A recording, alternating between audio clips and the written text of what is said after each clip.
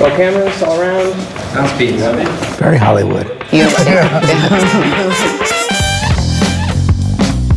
Thank you for joining us. Thank you. Thank you. So first question, what is the biggest crisis facing journalism in the 21st century? Trust, Yeah. Credibility. credibility. The fact that so few people believe us. The fact that there's so much flying out there that people want to turn to some place that they feel they can get the straight scoop.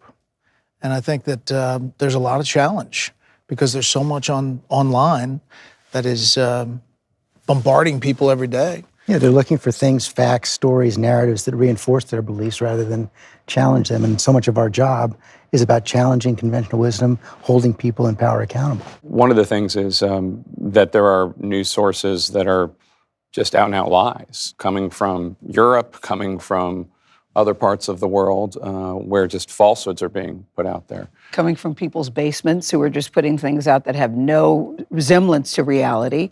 And I like what you said, Bret, when you said one of the biggest things is trust and credibility. And I feel that we're living in an age where we are under attack for not telling the truth. What do people in the media do when you're reporting something that might not, as George noted, be aligning with what somebody wants to believe? I can only speak for myself, but I don't think any of us can get too hung up on how people read or react to what we do, as long as we take our responsibility seriously. And the most important thing we can do in this world where we're not trusted is to get things right. Be absolutely accurate, absolutely factual, because we all know it. The price for making a mistake now is incredibly high. Huge. It always was. But I think back to basics is what we need to focus on. Just, is it accurate? Yes. Is it fair? Have we been faithful to the information and to the intent? I think making sure, looking inward, making sure that we're sincere in terms of what are we trying to get out of this. There's definitely, in some quarters of the media, an emphasis on snark, or there's a temptation to tweet something that's clever. And we can't forget that we're journalists and we're supposed to be neutral. And if one side gets over their skis on something, a little bit more aggressive, passionate, opinionated as a news show, then it empowers the other side and says, look, this is an example of what the other side's doing, and suddenly becomes this vortex. I think if you build it, they will come. And there are always two sides to every story. Lately, though, it seems like 3 or 4 sides. And that's why I think it's always very difficult to be accused of being fake news or not telling the truth. I think everybody that I know that works in this business prides themselves on getting the facts, telling all the sides to the story, and letting the audience decide. It's never our job to give you our opinion or to let you know what we're thinking about something.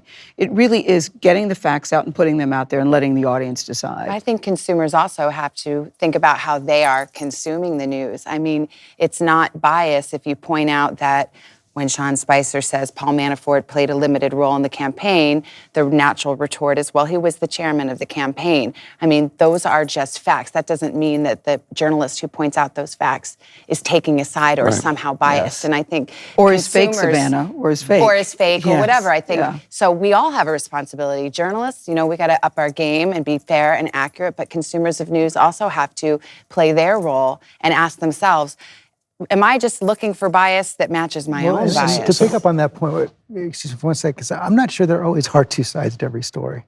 I think that's actually one of the challenges we're dealing with right now. How do you contend with a situation where we know there's a truth and we know there's a false, and one side is trying to say no, there's actually two sides to this.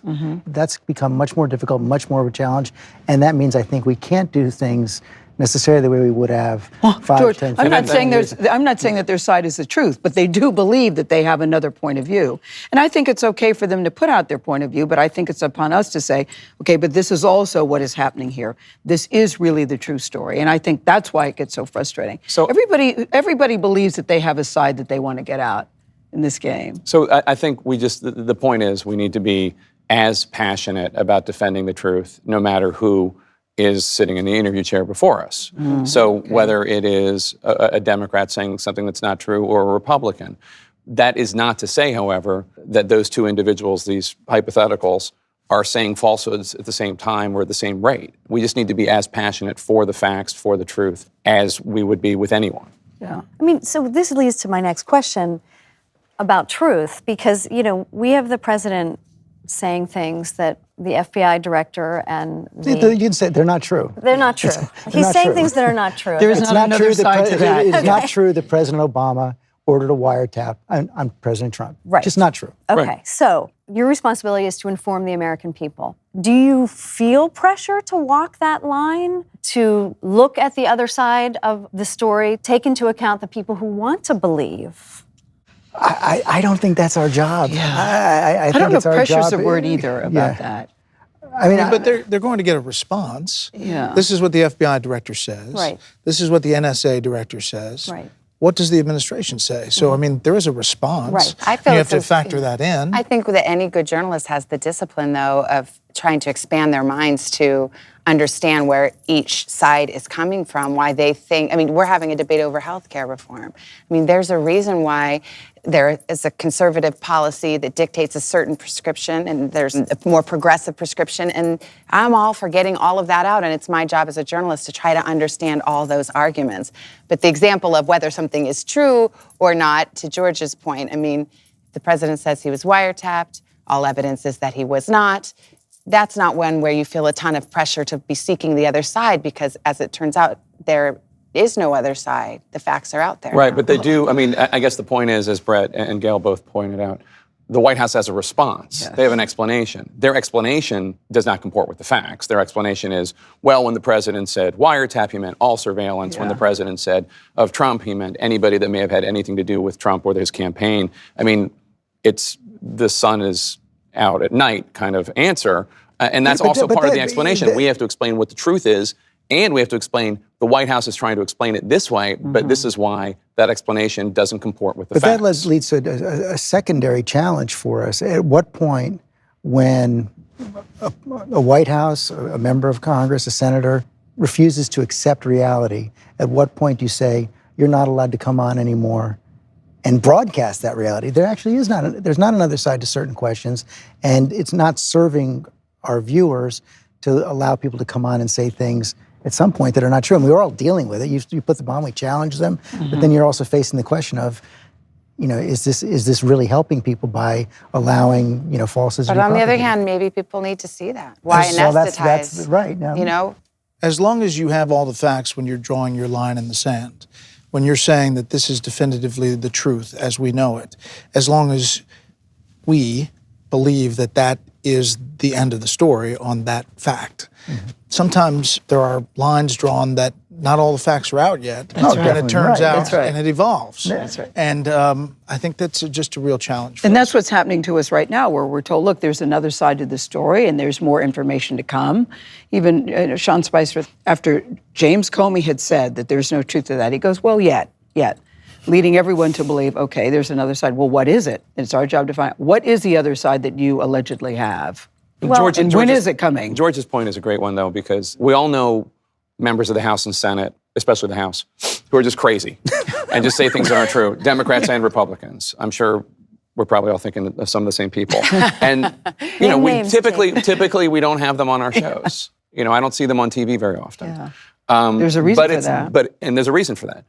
But there's a difference when it's the White House Right. or somebody who's Right. definitely a big player. Which leads me to my next question. So you've all had contentious interviews with administration representatives. You had an infamous 25-minute interview with Kellyanne Conway. I don't know if I'd call it infamous. Famous. Very I forceful. think infamous is a pretty good word for that one. Thank you. Well, not for my role in it, I don't think. And No, that was must-see TV, Jake.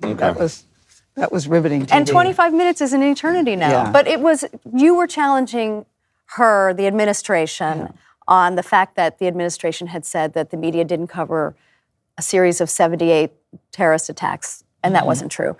There are about 3 or 4 big falsehoods that had been Right. put out in that Yeah, 24 that to was- 36-hour period. And you beforehand. called her on every single one of them. That's why it took 25 minutes. Because there is such a thing as empirical fact. Yes. Right. And, So- and by the way, I'm sorry, but it gets to your point about media credibility. One of the ways that President Trump tries to undermine media credibility is by saying something that isn't true and saying, and look, the media doesn't cover this. The media didn't cover any of these terrorist attacks. The media doesn't tell you that the murder rate is the highest it's been in 47 years. Well, that's because the murder rate isn't the highest it's been 47 years. And we did cover all those things. I myself went to Paris twice. I'm sure a lot of other people here have been to a lot of the same sites of the terrorist attacks to do the journalism. Right. And both of you had rather contentious recent interviews with Sarah Huckabee Sanders about the wiretap issue. What's the fallout after those interviews? I mean, you cut her off several times. You pushed back on her when she was repeating these claims.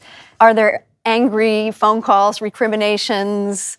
This is where it's like to choose your own adventure on Twitter if you dare to read your tweets after you conduct a political interview. And I can't really recommend it for your mental health. But you will have some people, and the same interview, same set of facts, the same base material, some will say, why can't you ask a hard question of those people? Do your job. You just lay down for their lies. And the other one will say, you are so biased. I can't believe it. You are so in the tank for Hillary or whoever else. You need to connect the same interview. Just say, you need to meet John. John meets Sally. That's sometimes I want to do like a screen grab and I've be done like, that before. you guys, I've introduced them too. What you need to do is not read it. And exactly. I know. That's true. It's true. But It's a dark place. But it can be a dark place. Yeah. It's hard not to read it. It is hard. not to And read it. honestly, I'm interested in constructive feedback. I'm not a perfect person. I want to know, was I fair? Did that come off in a way that didn't seem straightforward? I'd like to know. But, fair criticism is in short supply,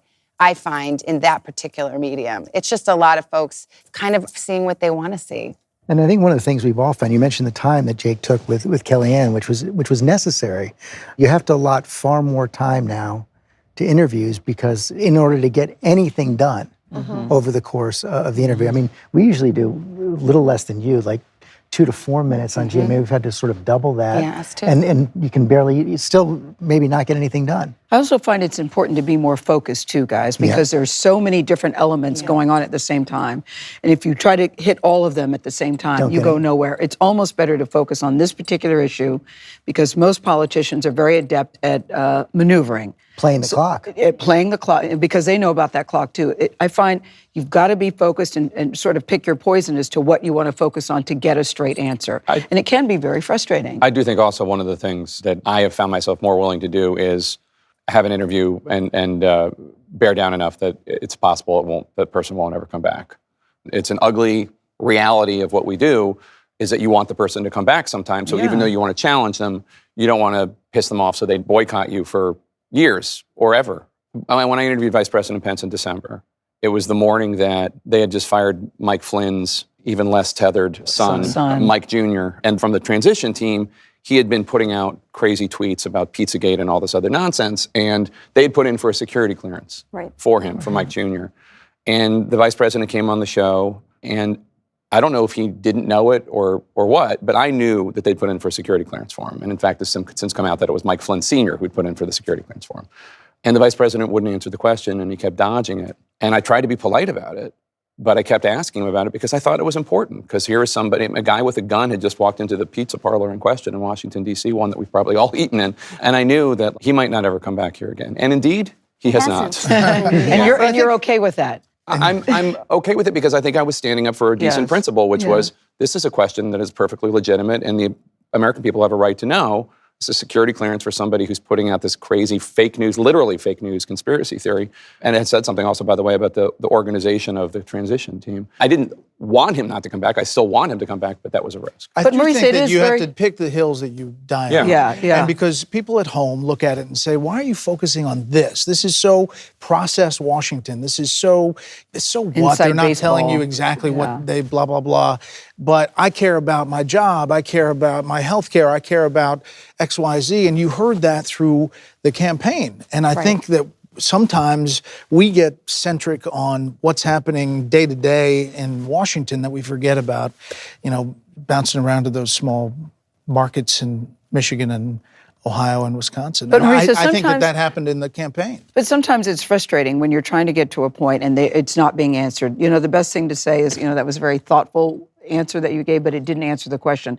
At some point, you have to move on because then it becomes very acrimonious, very contentious, and nobody is trying to do that. Right. But after you hit it 3 or 4 times and you're not getting anywhere and it's still a lie, I think that is also very revelatory for the audience to see. And then I think then you can move on to something else. Yeah, they see it themselves. Yes. But you didn't have Sarah Huckabee Sanders on the same day they did. You guys declined to have her on. I mean, we never turned down, we don't have a blanket rule about we're not having someone on. You don't. But that day we thought we had a better option. And so we chose not to have her Was on. there fallout from that interview with her? Did you hear from the administration? No. It's just business as usual that they expect. Do you think that the administration Although expects remember, we these both type of interviewed interviews? Kellyanne, and then I think Trump did tweet that people in the media are We're mean being to his rude to her. people. I Which was like, actually, that was George. No, it was one of us. Chris But Cuomo. right after, she did the round robin. In this, you mentioned the word snark before. I think in an environment like this, we have to be very careful, especially when you're going to do a tough interview, to be very straight about it and sort of have no commentary around it and straight and factual, so that you can't be accused of being gratuitously rude or anything like that. That's what I'm talking about, going over your skis. If the interview suddenly gets really antagonistic, not that anybody here has done that, but you've seen that happen, and then it empowers the other side to make the point that they are getting attacked. Yes. So the 2016 campaign was unprecedented and long. Every day is unprecedented right now. But looking back on it, there's been a lot of criticism about the way the campaigns were covered. What would you do differently? More policy. I'd focus less on polls. Yeah, I'd focus, clearly. Less I on think polls. that's probably pretty good. Yeah, but definitely more on policy. That's one thing that I think for looking forward to 2018 and then 2020, one thing that I want to do more of is pieces highlighting the policy differences. You get into it in interviews, but the coverage is more than just interviews. Well, except that was challenged this year too. I would generally agree with that. But you're in a situation this time where on any given issue, it was actually often quite difficult to figure out what President Trump's policy was.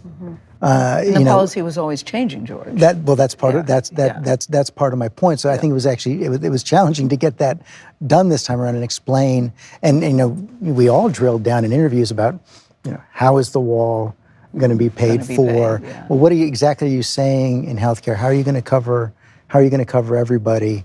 And you would get contradictory answers or no answers, but maybe or even a good way, management. Maybe even a way of highlighting that if, let's say, going forward, Republican X has a 10-point plan for dealing with the opioid crisis, and the Democrat Y has nothing, just has a lot of rhetoric. Maybe that should be highlighted. Maybe that should be, here is the plan that we're getting from the Republican candidate. The Democratic candidate just says, we're going to solve this problem. I mean, maybe there's a way for us to highlight that better. But we all missed it. I mean, we all missed the whole thing, I think, collectively. And you're talking about the polling, Bret? The election. I mean, we just didn't see the pushback. We didn't see all the people who said, neither side is working, kick the table over and start over. I'm for change. Even this change, I'm for change. And when I was on my 12th Uber driver of all different races and backgrounds who said that they were voting for Trump, I went in different places around the country. Something is different. Something's happening that doesn't match up with the polling. Also, the crowd Well, side except the too, poll- guys. I mean, at 1 the o'clock, polling 2 wasn't o'clock in the wrong. morning, the crowd size that turned out for Donald Trump was a very big indication that I don't think enough of us paid attention to. I think people were enamored. You would see interviews with people say, "Well, I just like him," but I didn't necessarily think that all of that was going to translate into the votes that it did. I also don't think that everybody was always honest in their polling. I know that there were people that were supporting Donald Trump but did not want to say it publicly. The shy Trump voter. Or the secret Trump voter. secret Trump voter. They No, just to your didn't point, want you George, to you're know. right. I mean, collectively, it was, if you look at the popular vote and you look at overall, it was pretty there close. was a kind of particular problem with the polling. It wasn't, the national polls were basically right. I mean, state to state. There were 3 states where no good polls had been done, it turns out, for several months because every single public poll showed Trump was losing. Wisconsin, Michigan, and Pennsylvania? Wisconsin, Michigan, and Pennsylvania. You had like 90 polls between April and November, and I think there was one in one state that had him ahead by 1 point once.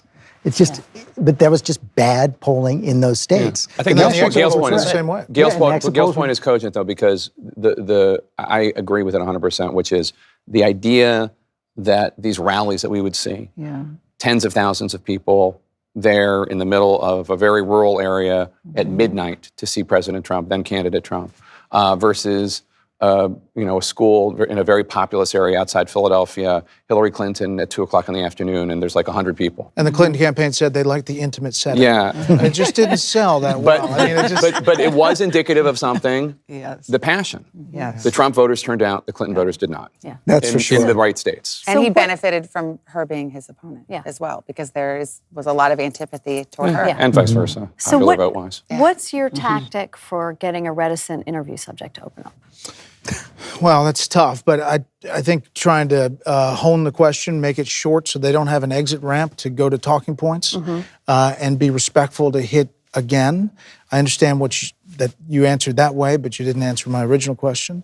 And if you have to do it again, as to Gayle's point, the audience knows that they haven't answered it, and at that point, it's badgering on the fourth time. But to hone the question, Badgering, okay. hone the Remember question that. tight enough so that they don't have the exit ramp to the traditional talking point. And also, I like the use of the word reticent interview. They're there because they want to be interviewed. Yeah. Nobody is strapping them to the chair, so they have something that they want to get out. Get And I off their talking Yeah, point. yeah, they Yes. do. But I think that, as long as people, I'm not trying to put you in a gotcha situation. I'm not trying to make you look bad. I do believe that any question can be asked. There's just a way to ask it respectfully, and people can walk out with their dignity intact, but they should also know that we're here gathering facts. And so, how do you want to play this? Right. What's the best way to do this? I look at it as an opportunity for that person. I mean, I go back to kind of in law school. If you were to write a legal brief and never address the strongest counter argument against your position, you would get an F-.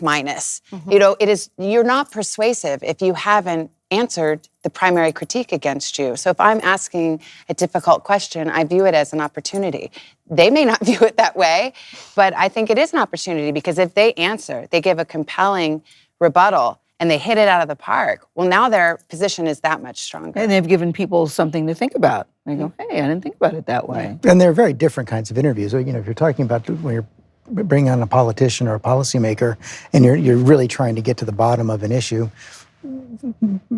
9 times out of 10, they're going to say exactly what they want to say. Yeah. And all your job is to make sure the audience sees that there is another side, that there are questions to be asked about it. That's very different when you're talking to someone who you're simply trying to get them to tell their story. Yeah, like when George did Officer Darren Wilson, the police officer from Ferguson, Missouri, very great interview and a very different kind of interview than any of us talking to President Trump or Kellyanne Conway. Exactly. And there is, you do have to bring a certain, much more sensitivity to a quote unquote real person than to a politician.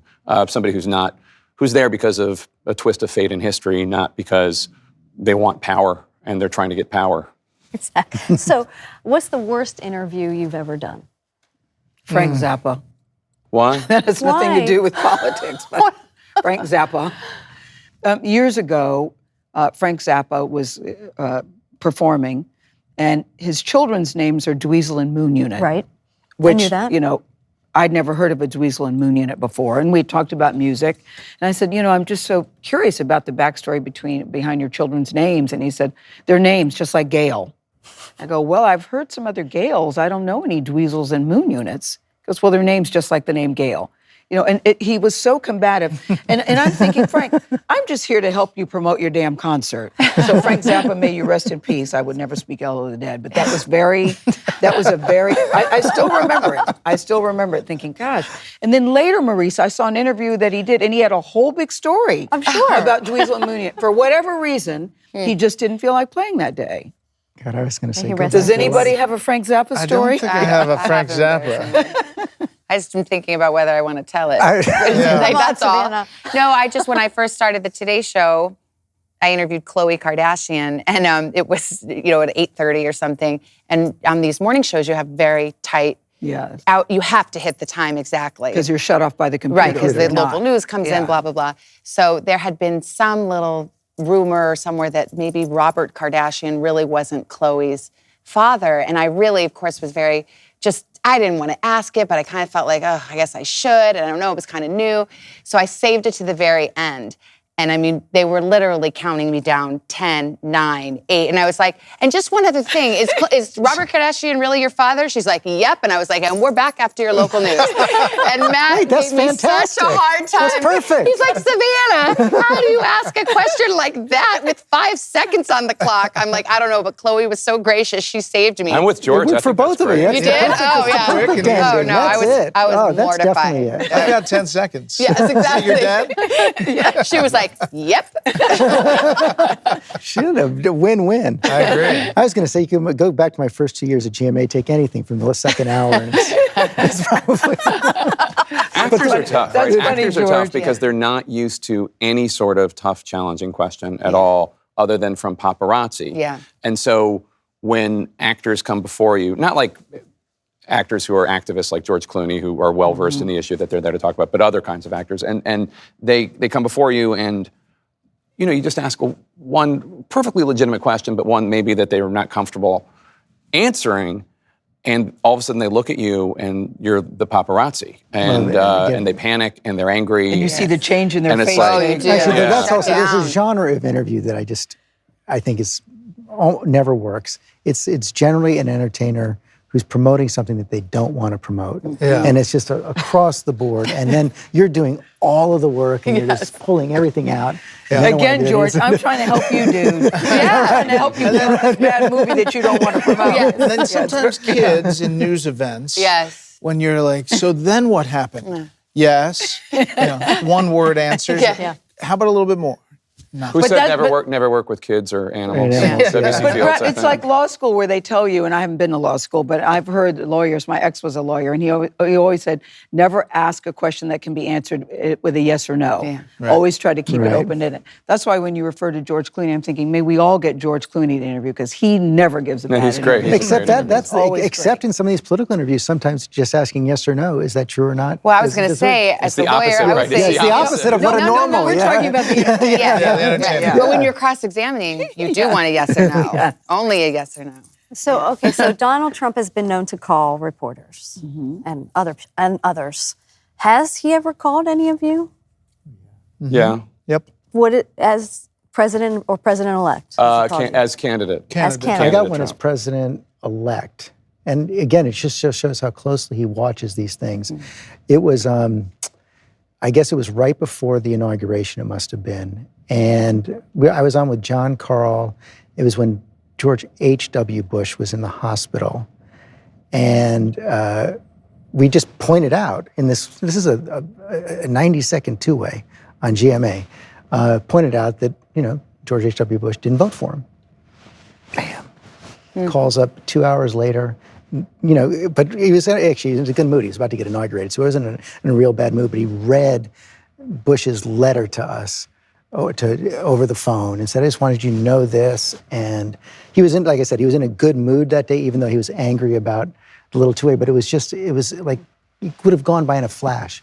No one would have recognized it except he saw it and wanted the record corrected. And what was your response to him? I kept him on the phone as long as I could. He used to call about polls at the beginning of the race. He did. When he was kind of low in the polls. Yeah. And, where's this poll? And you're putting up the wrong poll. And it was just interesting to get a call from a candidate early in the race. He was one of 17. Yeah. And you're putting up Real Clear Politics average of polls. Polls and ratings. Yeah. He would well, often actually, call after when Sunday show and say, "How'd you do?" or "Did I put you over the top?"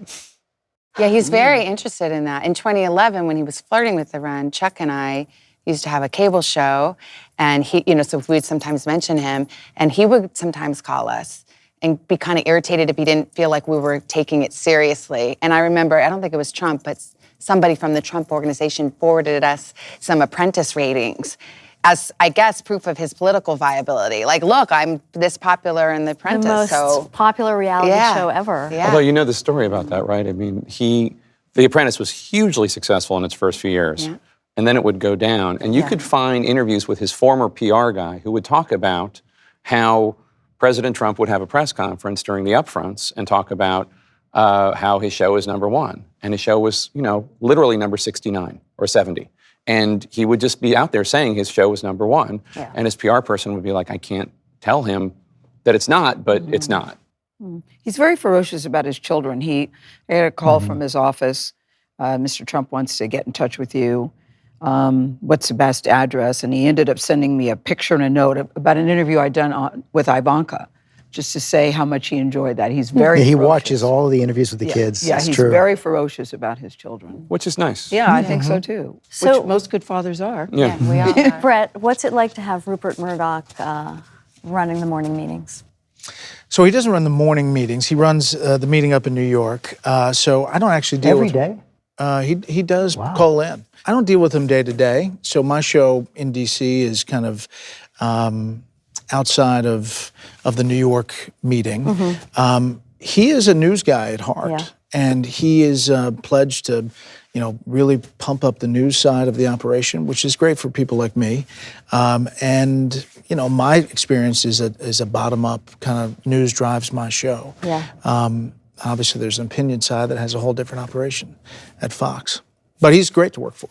So you worked with Megyn Kelly for a long time. I did. Savannah's going to begin working with Megyn. What's the one thing Savannah should know about Megyn? You already know this. She has an amazing sense of humor. Yeah, she's funny. And she can cut up, like just suddenly turn it on, and then we're dying laughing about something. Yeah. So I had a great experience working alongside Megyn, and you're going to have fun, I'm sure. She and I have a lot in common, actually. We both went to law school and then ran screaming right, for our lives away from the law. And we both came up in D.C. and Did you ever practice?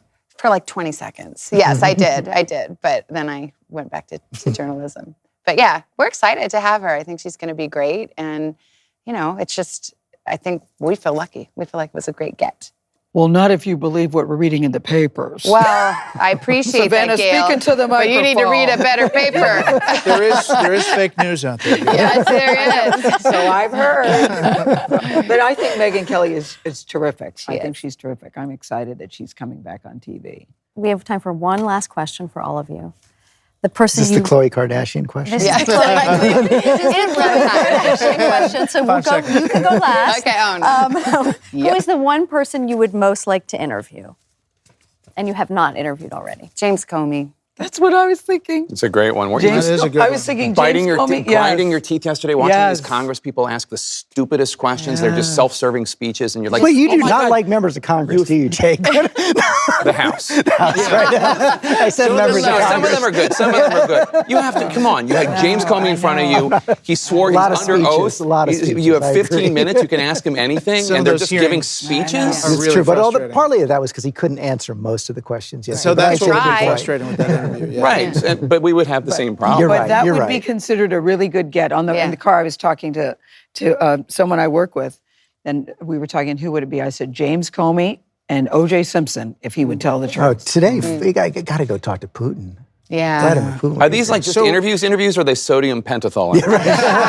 Like, are they interviews where we're like, I mean, as long as we're doing a dream, like, a Putin interview with sodium pentothal would be Right. fantastic. How about an interview anyone with sodium pentothal? Yeah. Yeah, right. They have to Right? answer. Everybody could use. So I'd go the other, Pope that'd be Francis. He hasn't done one. It would just be If he would Just- really Yeah. talk. to Yeah. really would talk really about, talk. Yeah, you've got a lot of Catholics out there. Might be good ratings. that'd be good. But the Pope or James Comey are good. I mean, President Trump's He always just wants the good. sodium pentothal. That's President Trump would be a great interview, I think. I mean, On sodium pentothal? Or? You don't. Yeah, I mean, what is truth, really? I mean, like sodium pentothal. You're, as George Costanza says, it's not a lie if you believe it. And I think we are out of time. What a great conversation. I Thank you. thank you all Thank you, for joining Marisa. us. Thanks. And Thank good you. luck landing that Comey interview. We'll be watching. Thank you.